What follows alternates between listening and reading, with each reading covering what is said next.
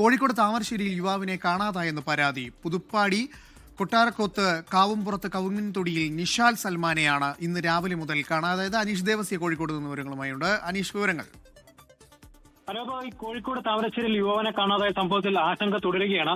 ഈ താമരശ്ശേരി പുതുപ്പാടി കവിങ്ങിൻതൊടിയിൽ സുലൈമാൻ മകന്റെ നിഷാൽ സൽമാനെയാണ് കാണാതായത്. ഇന്ന് രാവിലെ 10 മണി മുതലാണ് വീട്ടിൽ നിന്നും കാണാതായത്.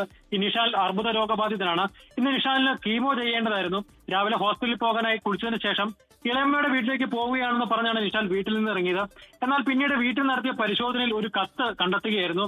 ഞാൻ ഇനി നിങ്ങളെ കഷ്ടപ്പെടുത്തില്ല, പോകുന്നു, തന്റെ ബൈക്ക് 22-ാം മൈലിൽ വെക്കുന്നു എന്നാണ് ഈ കത്തിൽ എഴുതിയിരുന്നത്. ഈ കത്തിന്റെ അടിസ്ഥാനത്തിൽ നടത്തിയ അന്വേഷണത്തിൽ 22-ാം മൈലിൽ ഒരു കടയുടെ മുന്നിൽ നിന്ന് നിഷാലിന്റെ ബൈക്ക് കണ്ടെത്തിയിട്ടുണ്ട്. ഈ പ്രദേശത്തെ കടകളിൽ നടത്തിയ അന്വേഷണത്തിൽ നിഷാൽ കോഴിക്കോട് ഭാഗത്തേക്ക് ഒരു ബസ്സിൽ കയറി പോകുന്ന കണ്ടതായി വ്യാപാരികൾ മൊഴി നൽകിയിട്ടുണ്ട്. നിഷാലിന്റെ കൈവശം മൊബൈൽ ഫോൺ ഇല്ലാതിരുന്നതിനാൽ ഇതുവരെ അദ്ദേഹവുമായി ബന്ധപ്പെടാൻ സാധിച്ചിട്ടില്ല. ഈ സംഭവത്തിൽ ബന്ധുക്കൾ താമരശ്ശേരി പോലീസിൽ പരാതി നൽകിയിട്ടുണ്ട്. അനൂപ്, വിവരം നൽകുകയായിരുന്നു അനീഷ് ദേവസ്യ കോഴിക്കോട് നിന്ന്.